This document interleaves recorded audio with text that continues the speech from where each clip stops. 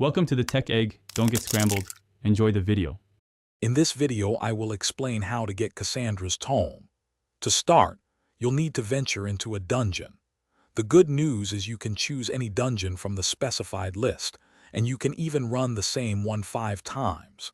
This process involves collecting specific runes that drop from enemies within these dungeons.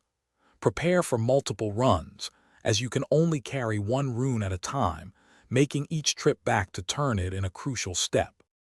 As you clear dungeons, keep an eye out for the runes. These valuable items can drop from any mob you encounter, whether it's a standard enemy or a powerful boss. Each rune is unique, and you'll need to gather 5 different ones to complete this stage of your journey.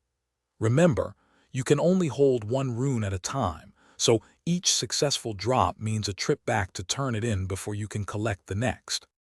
Once you've obtained a rune, simply click on it to activate its power. This action will then teleport you to a unique location from Tanaris.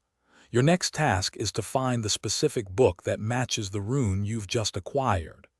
This process needs to be repeated 5 times, once for each rune, ensuring you match each rune with its corresponding book to advance your quest.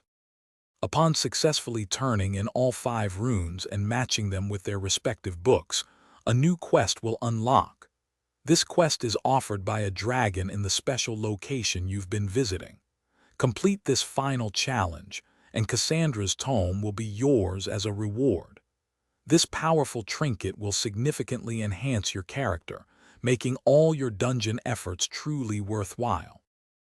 Thanks for watching. Consider subscribing if I helped unscramble your problems.